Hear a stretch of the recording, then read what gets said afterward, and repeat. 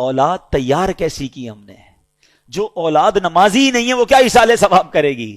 جو اولاد قرآن پڑھنا ہی نہیں جانتی وہ کیا ایصال ثواب کرے گی؟ جس اولاد کو نیکی کرنے کا شوق ہی نہیں ہے وہ آپ کو کیسے ایصال ثواب کرے گی؟ اگر باپ بھی نمازی تھا، بیٹا بھی نمازی تھا، بیٹی بھی نمازی تھی، گھر میں قرآن خوانی ہوتی تھی، رمضان کے روزے رکھے جاتے تھے، شب برات اور شب جناب قدر وغیرہ بڑی راتوں میں عبادتوں کا سلسلہ تھا، تو جب باپ مر بھی جائے گا اولاد کو یاد آئے گا آج بڑی رات ہے، عبادت کی رات ہے، چلو والد کی قبر پر چلتے ہیں، چلو اسے کچھ ایصال ثواب کرتے ہیں، آج جمعرات کی رات ہے ابو کو یاد کرتے ہیں. ہم نے اولاد کیسی تیار کی ہے؟ یہ سوال بنتا ہے. پیارے آقا فرماتے ہیں کہ جو اپنے ماں باپ کی طرف سے حج کرے، ماں باپ کی طرف سے تو حج ادا ہو جائے گا، حج کرنے والے کو مزید 10 حج کا ثواب ملے گا.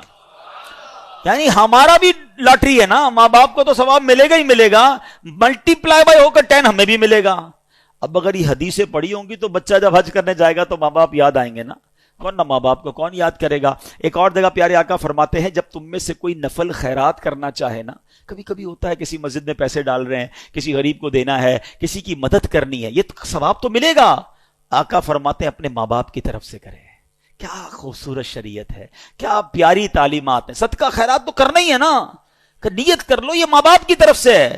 نبی پاک فرماتے ہیں اس کا ثواب انہیں ملے گا اور خیرات کرنے والے کے ثواب میں بھی کوئی کمی نہیں آئے گی.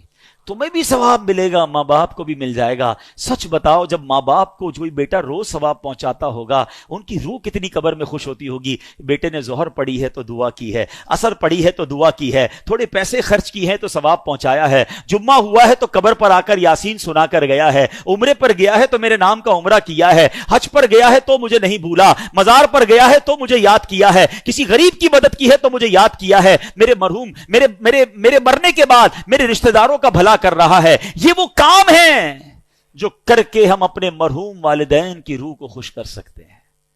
اور وہ بیٹا جو نماز نہ پڑھتا ہو، وہ بیٹا جو لوگوں کے ماں باپ کو گالیاں دیتا ہو، لوگ اس کی وجہ سے اس کے ماں باپ کو گالی دیتے ہوں، بتاؤ ان کے ماں باپ کی روح کتنی ان سے ناراض ہوگی.